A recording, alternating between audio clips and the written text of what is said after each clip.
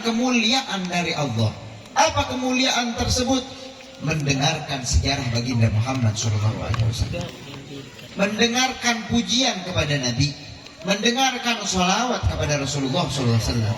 Karena enggak semua orang bisa cinta sama Rasulullah, karena enggak semua orang mengagungkan Rasulullah SAW. Sebagaimana kita lihat orang-orang musyrikin yang terdahulu melihat Nabi, padahal mereka tahu siapa Nabi Muhammad SAW. Kita lihat yang namanya Abu Jahal, sampai dikatakan Abu Jahal saking percayanya sama Nabi, itu ngembalain kambingnya kepada siapa? Kepada Nabi Muhammad. Gak percaya sama anaknya, gak percaya sama istrinya, lebih percaya kepada siapa? Lebih percaya kepada Nabi Muhammad. Tapi karena di dalam hatinya tidak Allah berikan kecintaan kepada Rasulullah, gak beriman kepada Nabi, gak beriman sama Rasulullah SAW. Yang mana mereka melihat Rasulullah, mereka melihat keagungan Nabi, mereka percaya siapa itu Nabi Muhammad SAW. Mereka lebih percaya kepada Nabi Muhammad ketimbang kepada anak mereka. Mereka lebih percaya kepada Nabi Muhammad ketimbang kepada istri mereka. Tapi kalau enggak ditanamkan ke dalam hati mereka kecintaan dari Allah kepada Nabi Muhammad, mereka enggak beriman.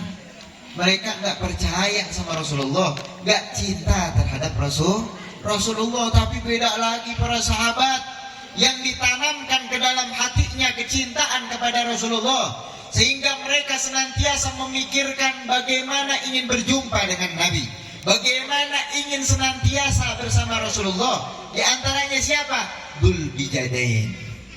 Ada seorang sahabat namanya Dzul Bijadain, yang mana sahabat tersebut adalah sahabat yang kaya, yang mana Nabi sudah hijrah, Dzul Bijadain ini masih di kota Makkah. Sehingga Dzul Bijadain ini kata orang-orang kafir Quraisy, jangan sampai Dzul Bijadain hijrah ke kota Madinah membawa daripada hartanya. Kenapa? Takut Islam semakin kuat. Sehingga satu saat Dzul Bijadain mau keluar daripada kota Mekah, dicegat sama orang-orang kafir Quraisy. Apa kata orang-orang kafir Quraisy? Dzul Bijadain, kalau ente mau hijrah boleh, asalkan harta anda tidak dibawa. Sehingga apa kata Dzul Bijadain? Gak apa-apa, karena di dalam hatinya ada kecintaan kepada Nabi. Harta yang begitu banyak ditinggalkan oleh Dzul Bijadain, sampai Dzul Bijadain hijrah dari Mekah ke kota Madinah hanya ingin berjumpa dengan Nabi, senantiasa bersama Rasulullah, hanya memakai pakaian yang dia pakai. Karena cinta terhadap Rasulullah, dikorbankan hartanya. Sampai dikatakan begitu cintanya Dzul Bijadain, sampai Dzul Bijadain meninggal dunia, siapa yang memakamkan? Langsung baginda Muhammad SAW. Ini yang namanya cinta, mengorbankan hartanya buat Rasulullah. Ini orang cinta. Kita lihat orang zaman sekarang ngaku cinta sama Nabi, kadang buat perayaan mengagungkan Rasulullah masih perhitungan. Kadang ngomong cinta sama Rasul, tapi yang berhubungan buat Rasul masih anti, masih nggak mau hadir, masih nggak mau duduk, masih nggak mau mendengarkan. Maka ini adalah bukan orang yang cinta. Makanya jauh kalau kita dibilang para pecinta Nabi. Karena apaan? Kata Habib Umar bin Muhammad bin Salim bin Hafid, Ainal muhibbin badlun nufusi ma'an nafaisi hana. Mana para pecinta yang mereka katakan cinta terhadap Rasulullah, yang mereka korbankan diri mereka untuk Nabi Muhammad. Sallu ala Nabi, sallu ala Nabi, sallu ala Nabi. Inilah para pecinta. Seperti siapa? Namanya Sayyidah Sumayyah. Sayyidah Sumayyah ini adalah perempuan syahidah di dalam Islam. Yang mana Sayyidah Sumayyah tatkala dicambuk dengan begitu dahsyatnya, disiksa dengan begitu dahsyatnya oleh orang-orang kafir Quraisy, mereka katakan, Sumayyah, coba katakan yang namanya Lata dan Uzza adalah Tuhanmu. Gak mau Sayyidah Sumayyah. Sumayyah, coba caci maki Muhammad. Gak mau Sayyidah Sumayyah. Karena apa? tertanam di dalam hatinya kecintaan kepada Rasulullah. Sampai Abu Jahal saking keselnya, ini Sumayyah begitu kuat keimanan kepada Allah dan kepada Rasulnya, sampai dengan ejekan, Sumayyah, ente masuk Islam gara-gara ente karena tergoda dengan ketampanan Muhammad. Apa Sayyidah Sumayyah? Geram dengan ucapan Abu Jahal sehingga diludahi mulut Abu Jahal. Saking keselnya Abu Jahal, kemaluan Sayyidah Sumayyah ditombak. Ini orang-orang yang begitu cinta kepada Rasulullah. Mereka korbankan diri mereka untuk siapa? Untuk Nabi Muhammad Sallallahu Alaihi Wasallam. Oleh karena itu kita beruntung dijadikan orang-orang yang tertanam di dalam hati kita cinta terhadap Rasulullah. Orang-orang yang lisan kita senantiasa memuji Rasulullah. Kita dijadikan manusia-manusia yang telinga kita mendengarkan tentang sejarah Rasulullah. Yang mungkin saat ini banyak orang lagi rame sama apa? Antrian minyak goreng. Betul? Betul. Benar Pak? Ibu-ibu rame Bu di sini minyak goreng mahal. Mahal ya? Mahal di sini. Mahal, rame, orang-orang sibuk dengan itu semua. Tapi alhamdulillah kita saat ini nggak sibuk dengan itu. Sibuknya dengan apa? Didengarkan sejarah Rasulullah. Saat ini pula banyak orang-orang rame disibukkan dengan apa? Disibukkan dengan yang namanya perang antara Ukraina sama Rusia. Ini orang mana nih? Orang mana namanya? Hah? Parik, gandum, parit,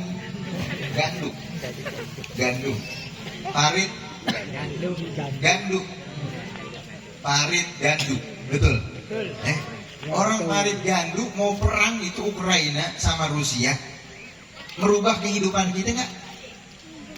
Nggak ada. Tapi kadang kita sibuk segala sesuatu yang nggak manfaat rame. Di mana? Di Facebook rame, di Instagram rame. Kita sok-sokan sibuk dengan itu semua. Padahal makan masih pakai jengkol, bener. Makan masih pakai pete, sok-sokan pakai bahasa Inggris. Subhanallah. Kita disibukkan, alhamdulillah saat ini bukan dengan itu semua, tapi disibukkan dengan mendengarkan daripada peristiwa yang begitu agung, Isra dan Mi'raj Nabi Muhammad SAW. Sehingga kita dipilih ini dari satu kampung yang begitu banyak, yang adanya Yesus masih ini. Ya. Kita dipilih untuk mendengarkan bagaimana agungnya Rasulullah, bagaimana agungnya Nabi Muhammad Shallallahu Alaihi Wasallam. Sampai begitu agungnya Nabi, sampai diperjalankan oleh Allah minal masjidil haram ilal masjidil aqsa. Sebagaimana tadi dibaca di dalam surat Al-Isra, Subhanalladzi asra bi abdihi lailan. Maha suci Allah yang memperjalankan. Kapan diperjalankan tersebut? Maha suci Allah yang memperjalankan hambanya kapan? Lailan, malam hari. Malam hari Nabi diperjalankan. Makanya kata ulama, ini kenapa kok malam hari? Karena malam hari adalah kendaraan orang-orang soleh untuk beribadah kepada Allah. Kapan? Yaitu malam. Beda sama kita. Betul. Beda sama kita. Makanya kata Imam Ghazali apa? Saharul uyun li ghairi wajhika dha'i'u wa buka'uhunna li ghairi faqdika batil. Kata Imam Ghazali, betapa banyak melek malam kita untuk selain Allah dan Rasulnya. Malam begadang, main apa? Main catur. Main apa lagi? Domino. Main karambol. Anak-anak pusreng. Pusreng tau pusreng? Naikin reng. Ayo mabar yuk mabar. Malam-malam dijadikan seperti itu. Main gaple malam-malam. Main gitar. Belum lagi ada yang mancing. Banyak yang mancing di sini. Mancing 24 jam. Mancing aja. Malam ketemu malam mancing kebiasaannya. Orang-orang soleh bukan seperti itu. Malam dijadikan untuk beribadah kepada Allah Subhanahu wa taala. Sampai malam mereka tahajud. Di dalam sujud mereka bermunajat kepada Allah. Di dalam ruku mereka bermunajat kepada Allah. Sehingga dengan berkat mereka gak turun yang namanya bala di antara kita. Ini berkat orang-orang soleh. Itu orang-orang soleh itu kalau malam mereka tahajud, mereka baca Al-Quran, bukan kayak kita ngerokok sama ngopi. Malam ngerokok sama ngopi sambil nongkrong, belum sambil nonton TV. Ini kebiasaan kita. Tapi kalau orang-orang soleh, dijadikan malam mereka kendaraan untuk mendekatkan diri kepada Allah Subhanahu wa ta'ala. Mereka semakin dekat kepada Allah di dalam sujud mereka, di dalam tahajud mereka, di dalam ruku mereka. Sampai di antara mereka ada yang menghatamkan Al-Quran. Ada sampai di antara mereka menangis karena takut kepada Allah Subhanahu wa ta'ala. Di antara mereka membaca istighfar, di antara mereka membaca kalimat tauhid di dalam kegelapan mereka. Ya, makanya kata Imam Ghazali, melek malam kita untuk selain Allah dan Rasulnya nggak ada manfaatnya. Saharul uyun li ghairi wajhika dha'i'u, cuma sia-sia. Melek malam seminggu begadang, ronda, habis itu kena tipes, sakit seminggu lagi. Jangan. Kecuali kita gunakan untuk beribadah kepada Allah. Wa buka'uhunna li ghairi faqdika batilu, kata Imam Ghazali. Tangisan yang kita tangisi untuk selain Allah dan Rasulnya gak ada manfaat. Nangis karena hal urusan dunia gak ada manfaat. Nangis karena hal pekerjaan kita gak ada manfaat. Nangis karena apaan? Pacar kita gak ada manfaat. Nangis malam-malam karena diputusin sama pacarnya, tidak manfaat. Ya. Makanya ada tuh rame nangis. Ditanya nangis kenapa? Ditikung airok senggol dong. Respametik kredit dong. Sama kayak gini, ya. Nangis gak ada manfaatnya.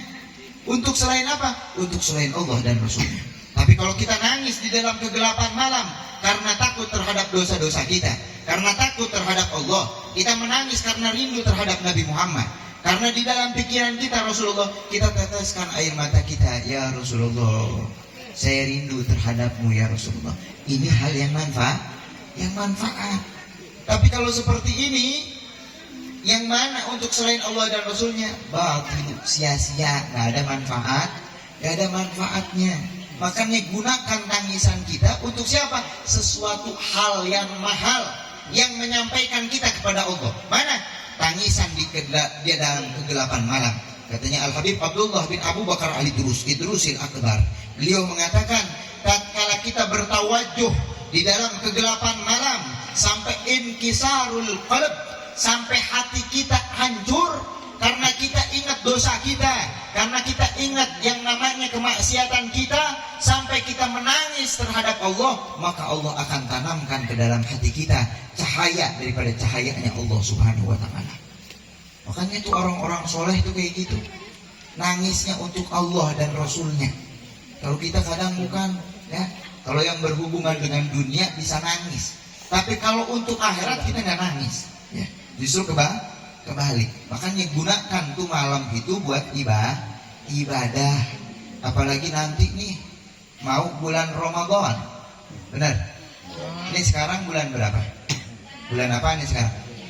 Rajab. Oi, halo. Halo. Bu, bulan apaan, Bu?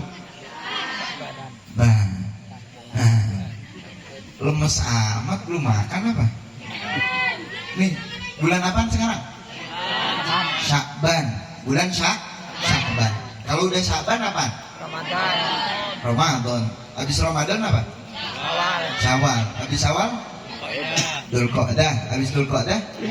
Dzulhijjah. Habis Dzulhijjah? Muharram. Ya.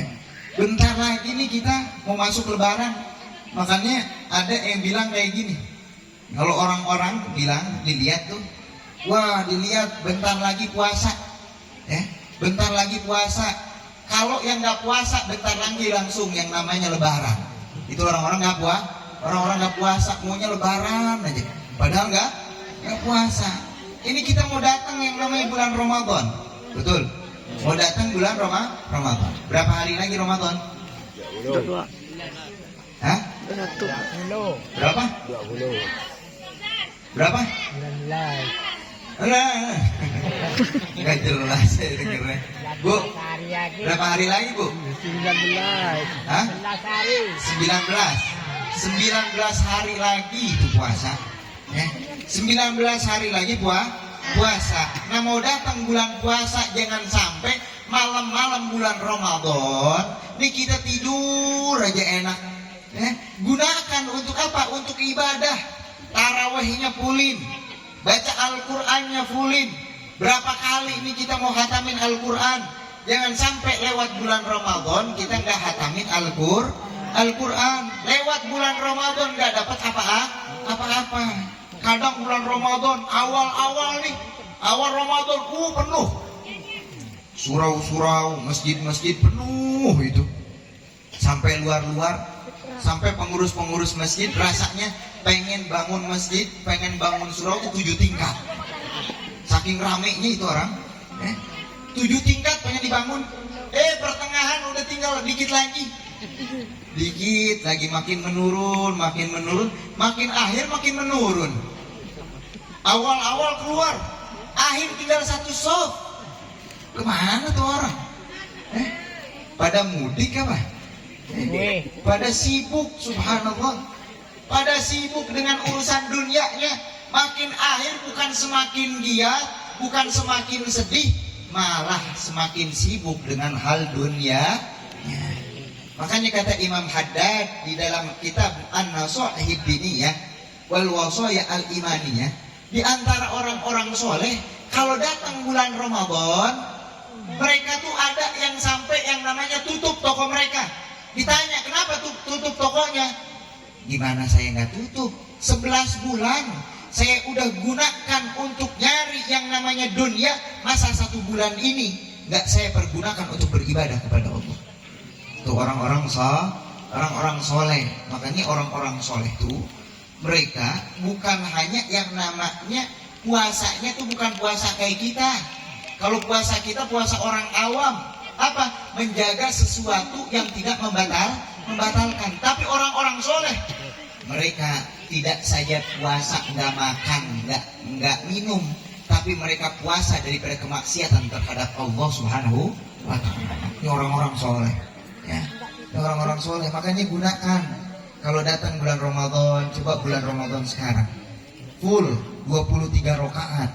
Jaga yang namanya sholat tersebut. Jaga witir kita, baca Al-Quran sehari minimal berapa? Saya sehari 3 juz deh. Saya sehari misalkan kalau 3 juz berarti kalau sebulan berapa kali hatam? Tiap hari 3 kali. Hah? Berapa kali? 3 kali. 3 kali. Ini kayaknya nggak pada paham berapa juz kali Al-Quran ya? Berapa juz ya Al-Quran? 30. Kalau sehari 5. Sehari 5. Ya. Sehari 5 dikali bulan tuh berapa bulan? Bulan 1 bulan berapa hari? 30. Berarti kalau misalkan sehari 5 juz 10 hari berarti 10 hari 6 hari 6 hari hatam. Kalau 6 hari hatam 6 kali 3 berapa? 18. 6 kali 3 18. Berarti berapa kali hatam? Berapa kali? 5 kali 5 kali hatam. Kok jadi 3 kali hatam sih? Ini ketahuan nih matematikanya nggak bisa nih kayaknya. Nggak lulus kayaknya SD-nya. 5 kali hatam tuh. Kalau 5 juz. Kalau misalkan nggak bisa 5 juz, 3 juz. 3 juz. Kalau 3 juz sebulan berapa kali hatam? 3. Halo? 3. Berapa kali hatam? 3. Ya masa iya nggak bisa 3 kali 10 berapa? Saya jadi kayak guru SD nih ngajarin matematika. 3 kali 10 berapa? 30. Berarti setiap 10 hari hatam 1 kali. Itu ada yang namanya target. Jadi jangan sampai yang namanya bulan Ramadan targetnya apa? Beli baju baru. Ini kadang kayak gitu. Targetnya apaan? Beli baju baru. Yang dipikirinnya baju baru mulu. Lupa sama tawarawehnya, lupa sama Ramadannya, lupa membaca Al-Quran. Al-Qurannya apalagi akhir-akhir tuh repot sama kupat. Yang direpotin kupat aja. Lupa akhir Ramadan. Ini orang-orang sedih. Bahkan di dalam hadis dijelaskan, kalau seandainya manusia tahu tentang keutamaan bulan Ramadan, maka dia akan meminta kepada Allah seluruh bulan pengen seperti bulan Ramadan. Saking mulianya bulan Ramadan. Itu makanya dijadikan malam-malam Ramadan untuk ibadah. Jangan sampai yang namanya malamnya ngobrol nggak jelas, ya.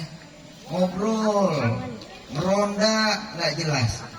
Tapi gunakan untuk apa? Baca Al-Quran. Gunakan untuk zikir. Gunakan untuk sholat. Nah, Nabi diperjalankan pada malam hari. Makanya tadi malam itu digunakan orang-orang soleh untuk beribadah kepada Allah. Jadi digunakan kendaraan tersebut malam hari. Mereka tahajud, mereka rukuk, mereka sujud. Begitu pula Nabi diperjalankan oleh Allah. Dari mana?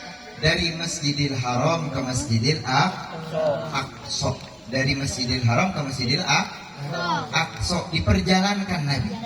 Dari Masjidil Haram ke Masjidil Aqsa. Masjidil Haram di mana, Bu? Bu. Ibu. Ini ibu-ibu. Bu, Masjidil Haram di mana?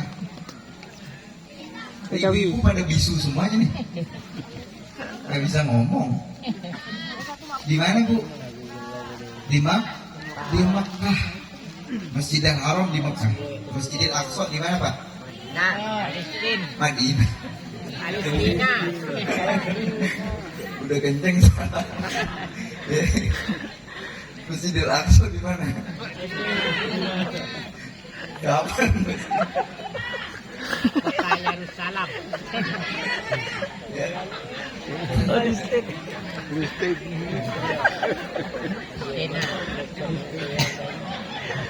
Madinah. Oh, sudah Muhammad. Ini. Di Paris.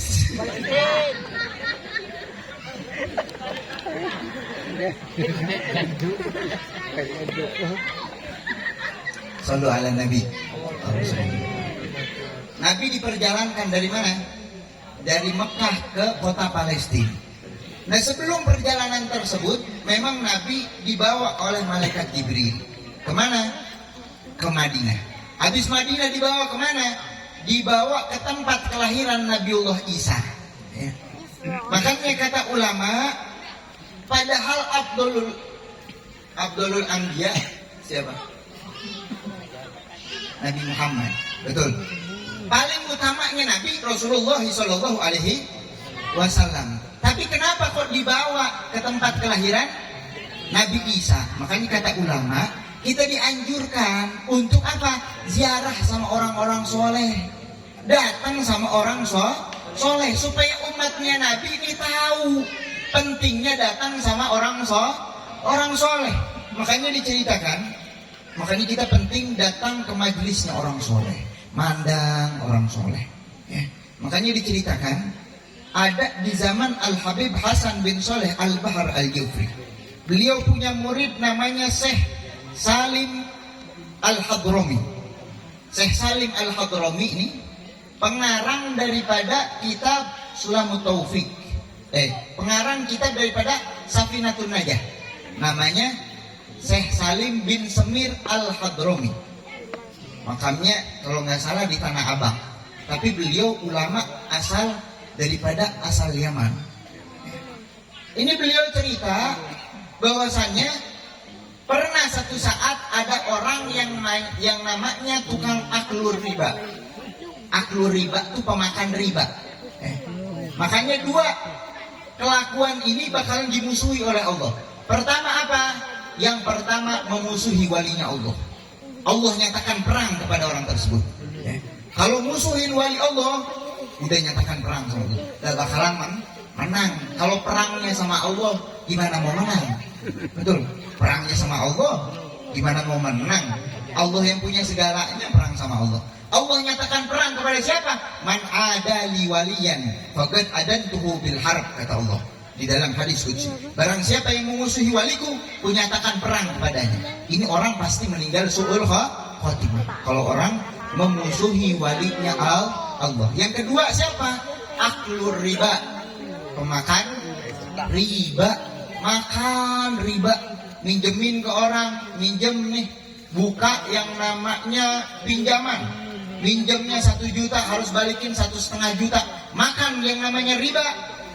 Ataupun yang namanya kita sengaja nabung ke bank 100 juta, nanti ada tuh bunganya dimakanin sama kita, naudzubillah.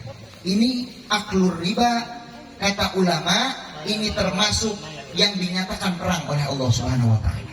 Makanya hidupnya nggak bakalan berkah kalau orang yang suka makan riba dimakanin. Sampai satu saat dikatakan waktu zaman Syekh Salim bin Semir Al-Hadrami, ada orang yang dari puluhan tahun udah makan aklur riba. Sampai nih orang tobat, puluhan tahun udah makan riba, akhirnya tobat di tangan siapa? Syekh Salim bin Semir Al-Hadrami. Sampai sakaratul maut yang mentalkinkan adalah Syekh Salim bin Semir Al-Hadrami. Asyhadu an la ilaha illallah wa asyhadu anna Muhammadar Rasulullah. Sampai meninggal dunianya husnul khatimah. Ini jarang-jarang orang yang aklur riba meninggalnya husnul khatimah, nggak ada. Jarang ceritanya, ya. Nggak ada. Kenapa? Makan daripada makanan haram, dan Allah Subhanahu wa taala nyatakan perang kepada orang tersebut. Akhirnya ditanya sama gurunya Al-Habib Hasan bin Soleh Al-Bahar Al-Jufri, ya. Beliau nanya, ya Salim, kenapa kok ente lama gak hadir majelis saya? Diceritakanlah dengan bangganya, ya Habib, saya telah menjadikan orang aklur riba yang tadi makan riba meninggal husnul khotimah di tangan saya. Oh, senyum Habib Hasan bin Soleh Al-Bahar. Ditanya, ente tahu nggak sebabnya? Itu pemakan riba bisa meninggal husnul khotimah dan mau tobat. Kenapa sebabnya? Karena orang tersebut pernah satu saat waktu majelis saya, majelis wali min auliyaillah, namanya Al-Habib Hasan bin Soleh Al-Bahar. Habib Hasan bin Soleh Al-Bahar punya majelis. Punya majelis nih, tukang tagih, tukang aklur riba, tadi rentenir tadi datang. Jadi ada salah satu yang hadir majelis itu ngutang sama dia. Dan dia rentenir ini mau nagih, bukan mau hadir majelis taklim. Mau nagih ke tempat siapa? Ke majelisnya Habib Hasan bin Soleh Al-Bahar, yang muridnya yang ngaji di situ ada ngutang sama dia. Pas mau datang, ternyata di situ dapat Al-Fatihah. Jadi udah terakhir nih, terakhir majelis Al-Fatihah. Dapat dia Al-Fatihah, baca Al-Fatihah. Kata Habib Hasan, dengan berkat hadir majelis saya sekali baca Al-Fatihah di dalam majelis, orang tersebut mendapatkan hidayah dari Allah sampai umur hayatnya, sampai akhir hayatnya tuh orang mendapatkan hidayah dari Allah sehingga meninggal husnul khatimah. Seumur hidup baru sekali hadir daripada majlis min auliyaillah. Makanya itu penting kita dekat sama orang-orang soleh, mandang wajah orang soleh. Ya. Makanya manfaatnya besar. Ya. Kita bawa anak-anak kita datang sama orang soleh, ziarah sama orang soleh, supaya tahu nih anak. Karena apa? Dulu Imam Ghazali punya ayah. Imam Ghazali ini ayahnya bukan orang alim, orang biasa. Ya, tapi kalau setiap hadir majelis taklim, ini ayahnya rajin, khidmat sama orang soleh, mandang wajah orang soleh, hadir majelis taklim orang soleh, sampai dikatakan setiap saya hadir majelis taklim, saya berdoa kepada Allah, ya Allah jadikan anak saya seperti orang alim tersebut. Ya Allah jadikan anak saya seperti orang alim tersebut. Setiap ketemu orang alim, doa buat anaknya seperti orang alim, sehingga anaknya jadi Muhammad bin Muhammad Al-Ghazali. Karena apa? Karena hadir majlis orang soleh. Ini makanya kalau kita mandang orang soleh, makanya kata Habib Ali apa? Bahat man qad ra'ahum au ra'a man ra'ahum au ta'allaq bihim daim wala zamfinahum. Beruntung orang yang bisa mandang orang soleh, ataupun memandang orang yang pernah memandang orang soleh. Beruntung. begitu. Makanya kalau kita nggak bisa mandang Rasulullah, mandang siapa? Orang-orang soleh kita pandang. Mandang wajah mereka, bahkan dikatakan mandang orang soleh itu lebih utama daripada kita ibadah sampai tulang-tulang kita patah.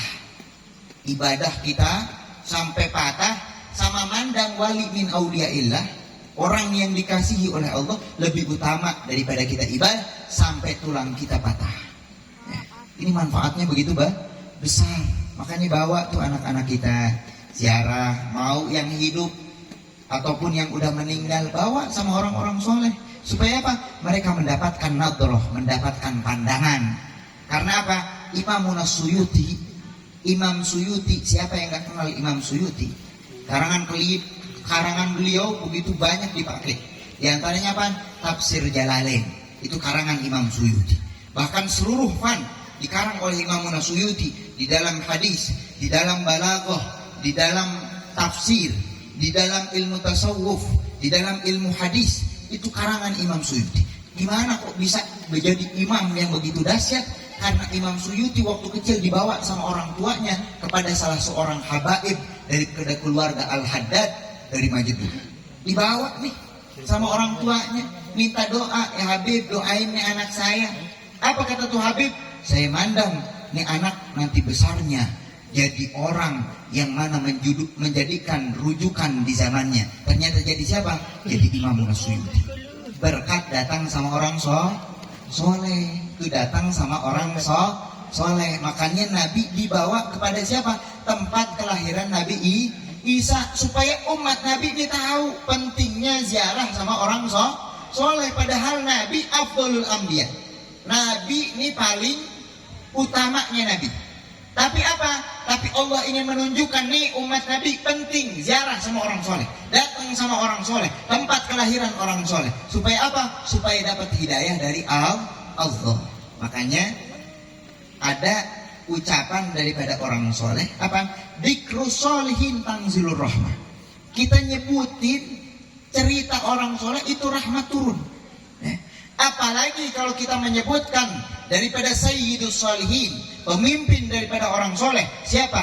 Nabi Muhammad Sallallahu Alaihi Wasallam. Ya, itu manfaatnya begitu besar.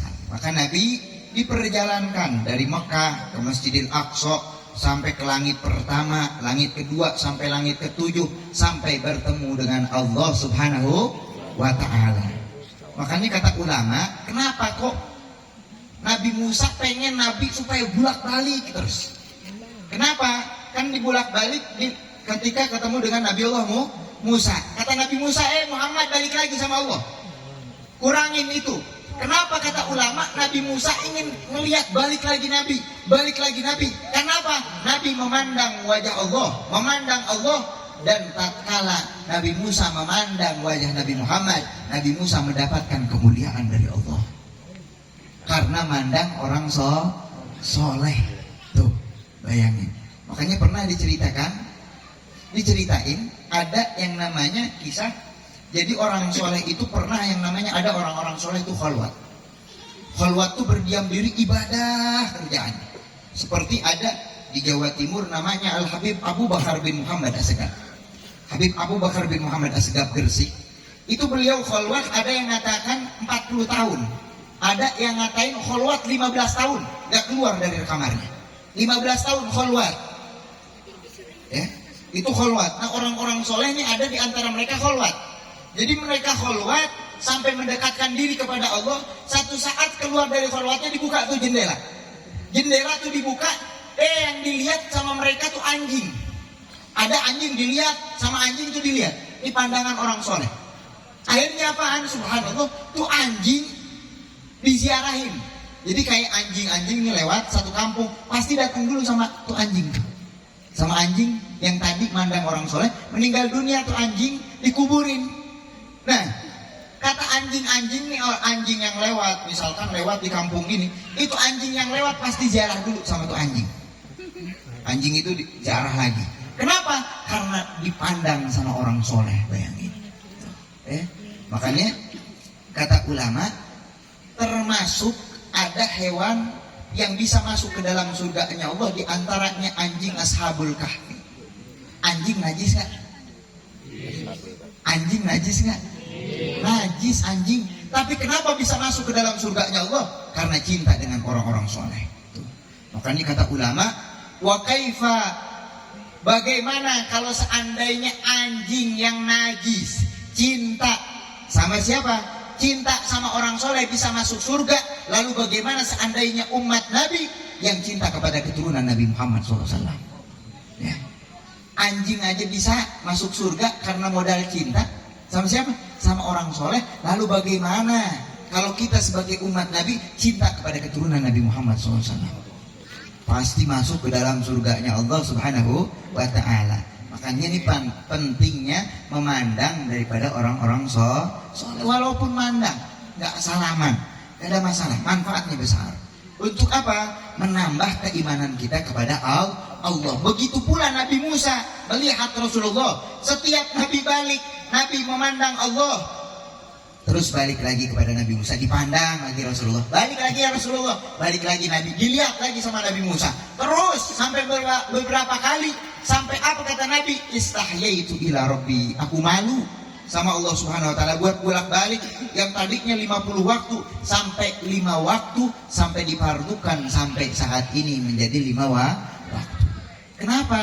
Nabi Musa pengen ngelihat Nabi Muhammad Sallallahu Alaihi Wasallam. Ini makanya kata ulama penting seperti itu. Apalagi kita punya guru orang soleh, kita dapat doa dari mereka, dapat mencium tangan mereka, mendapatkan silsilah, mendapatkan sanad sampai Nabi dengan berkat mereka. Ini manfaatnya begitu besar, ya, begitu besar. Yang mana alhamdulillah saya perhatikan, subhanallah, ya, saya dari awal ke Ketapang, terus lagi ke Melawi, dari Melawi ke Sambas, 12 jam jalan itu dari Melawi ke Sambas, 12 jam, subhanallah, jauhnya tuh dari ujung ke ujung.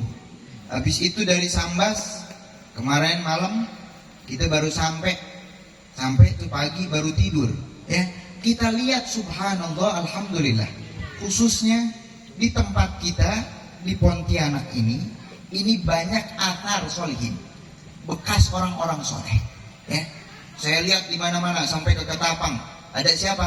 Ada keturunan Nabi di sana. Sampai yang namanya ke Sambas, ada keturunan Nabi di sana, ya. Subhanallah, ini berkat apaan? Ini berkat orang-orang soleh.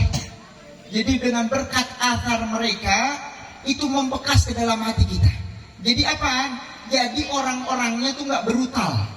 Maaf, ada satu tempat yang kalau tempat tersebut jauh daripada agama, maaf, ada yang namanya di Lampung sana. Mungkin kalau orang Lampung asli tahu gimana kehidupan di sana, ya. Menurut mereka ngomong kasar itu biasa, dan kekerasan di sana udah biasa, bahkan begal banyak di sana. Kenapa? Jauh daripada orang-orang soleh, jauh daripada majelis taklim, ya. Jauh, jarang majelis di sana, makanya susah. Kalaupun ada majelis jarang. Kenapa? Karena athar solihin nggak ada di sana. Bekas orang soleh itu nggak ada di sana. Makanya di Indonesia, kenapa sih? Kok bukan di Arab mayoritas daripada umat Islam, malah di Indonesia yang jauh daripada negeri Arab? Kenapa? Karena athar solihin banyak di Indonesia, bahkan para keturunan Nabi banyak adanya di mana? Di Indonesia. Athar solihin, makanya menjadi mayoritas umat Islam terbesar di dunia di mana? Di Indonesia, berkat orang soleh. Tuh makanya ada namanya Al-Habib Ahmad Masyhur bin Toha Al-Haddad. Beliau dakwah di negara Afrika. Berapa yang diislamkan? 36.000 orang masuk Islam dengan berkat beliau. 36.000 orang, bayangin. Ditanya orang-orang Afrika, kenapa ente masuk Islam? Gak apa-apa, saya mandang wajah beliau aja saya adem, dan gak mungkin agamanya nih agama gak benar. Masuk Islam gara-gara mandang doang. Kalau kita sampai ngebudah juga mulut kita, ya, ngebudah mulut kita, orang gak mau masuk Islam. Beda, ya. Bedanya apa? Orang-orang soleh hatinya bersih, ya, dan manfaatnya begitu besar. Bekas mereka duduk, bekas mereka minum, bekas mereka tidur, pakaian mereka itu dapat daripada rahmatnya Allah Subhanahu wa ta'ala. Makanya penting dekat dengan orang-orang soleh. Dan Allah Subhanahu wa ta'ala mewajibkan kepada kita yaitu sholat. Ini sholat nih penting, perlu kita perhatikan. Karena apa? Karena pernah satu saat Nabi Muhammad Sallallahu Alaihi Wasallam menangis di kamar Nabi dengan begitu dahsyatnya. Nih, Nabi menangis dengan begitu dahsyatnya sehingga ditanya oleh Sayyidina Umar dan Sayyidina Abi Hurairah, "Ya Rasulullah, gerangan apa yang membuatmu menangis?" Dijawab oleh Nabi, "Datang Jibril kepadaku lalu mengatakan, 'Qul ya Muhammad,' ucapkanlah wahai Muhammad apa yang aku ucapkan wahai Jibril. Ucapkan wahai Muhammad apa yang aku ucapkan. Ucapkan wahai Muhammad apa yang aku ucapkan." Lalu malaikat Jibril mengatakan, "Fa khalafa min ba'dihim khalfun adaa'us shalah wattaba'us syahwat fasawfa yalqauna ghayya." Akan datang satu golongan kepada umatmu dan golongan tersebut berganti, semakin berganti. Apa? Adaa'us shalah, mereka menyia-nyiakan sholat dienteng-entengin. Banyak gak zaman sekarang? Banyak gak? Banyak. Orang sholat subuh dia lewat biasa aja, sholat duhur dia lewat biasa aja, malah lebih takut kehilangan pekerjaan daripada kehilangan sholat. Waliyadzubillah. Fa khalafa min ba'dihim khalfun adaa'us shalah. Kalau udah nyanyain sholat, wattaba'us syahwat, orang tersebut mengikuti hawa nafsunya, fasawfa yalqauna ghayya, dan akan datang kepada umat tersebut kesesatan yang begitu nyata. Jadi jangan salahin kalau yang namanya umat semakin ngaco. Kenapa? Karena umat tersebut udah lupa terhadap sholat. Umat tersebut udah nyanyain sholat. Kalau udah menyia-nyiakan sholat, otomatis akan mengikuti daripada hawa nafsunya. Jangan heran lihat di TV bagaimana kakek bisa memperkosa daripada cucunya. Na'udzubillah. Kenapa? Mereka meninggalkan sholat. Di dalam keluarga mereka tidak menjaga sholat. Di dalam keluarga mereka tidak mengerjakan daripada syariat Nabi Muhammad SAW. Ya. Wattaba'us syahwat, ngikutin hawa nafsu. Kenapa ya susah orang-orang kalau diajak kebaikan? Kenapa? Nih, ninggalin sholat. Udah ninggalin sholat, gampang ngikutin hawa nafsu. Terus apa? Datang yang namanya kesesatan kepada mereka. Banyak di akhir zaman ini orang-orang bodoh, cuma pintar ngomong. Ya, sesat nih orang-orang kayak gini nih. Hati-hati. Kenapa? Karena mereka nggak sholat. Coba kalau mereka sholat, ya. Kalau mereka sholat gak bakalan kayak gini. Udah kayak gitu apa kata Nabi? Nabi nanya sama malaikat Jibril, "Ya Rasulullah, ya Jibril," kata Nabi, "wahai Jibril, apakah nanti umatku setelah aku mereka berani meninggalkan sholat?" "Na'am ya Rasulullah." "Betul ya Rasulullah," kata malaikat Jibril. Apa? Di sisi mereka 1 dinar lebih utama daripada mengerjakan sholat. Kita lihat di zaman sekarang, orang rela ninggalin sholat karena 20.000. Orang ninggalin sholat rela karena hal 10.000. Orang ninggalin sholat rela karena malamnya nonton bola.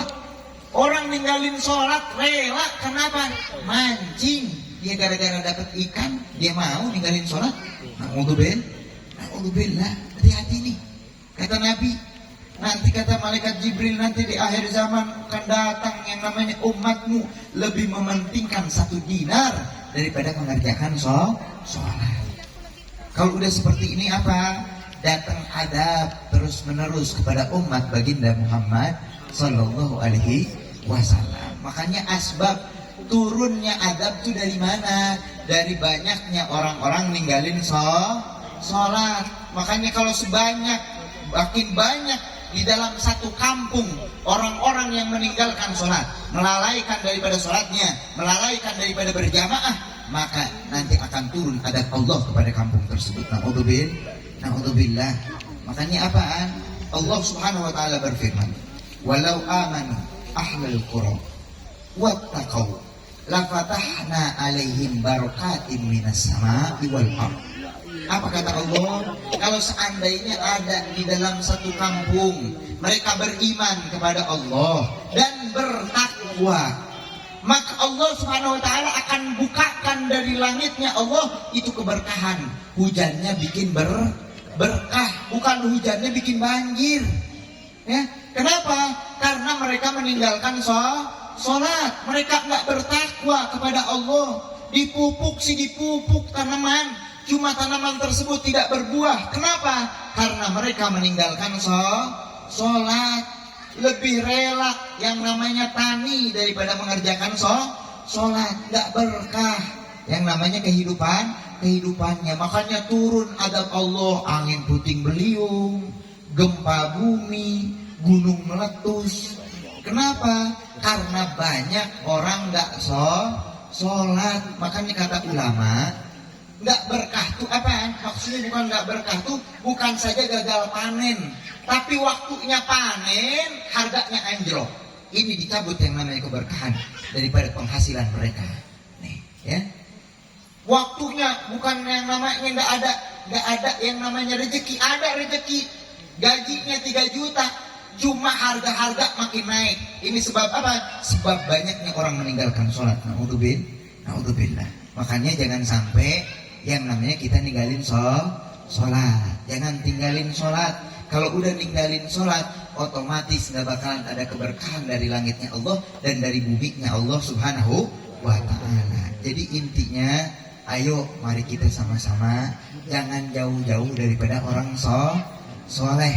Jangan jauh-jauh dari orang soleh. Bukan namanya soleh, orangnya soleh, tingkah lakunya soleh, ya bukan namanya doang soleh.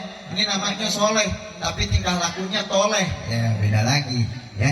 Namanya soleh, tingkah lakunya soleh, itu yang kita ikutin. Mandang wajah mereka, ambil keberkahan dari mereka. Yang kedua, jangan sampai kita tinggalin sholat. Kalau kita ninggalin sholat, istri kita ninggalin sholat, istri kita bawa sial.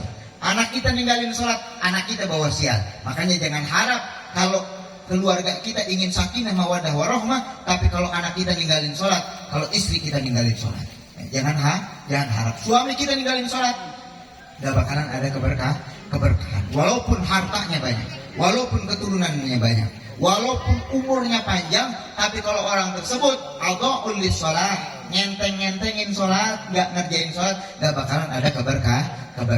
Insyaallah dengan keberkahan kita sama-sama memperingati perayaan Isra dan Mi'raj Nabi. Semoga Allah Subhanahu wa taala tanamkan ke dalam hati kita kecintaan kepada Rasulullah, kecintaan kepada orang-orang soleh. Allahumma ahyina hayatas suada wa amitna mautas suada wa anzilna manazila suada wa alhiqna fin niyati wal amali wa darajati bis suada. Wa sallallahu ala sayyidina Muhammadin wa ala alihi wasallam. Alhamdulillahirabbil alamin. Kurang lebihnya mohon maaf dari saya. Hadza minni wal afu minkum. Wassalamualaikum warahmatullahi wabarakatuh. Waalaikumsalam warahmatullahi wabarakatuh.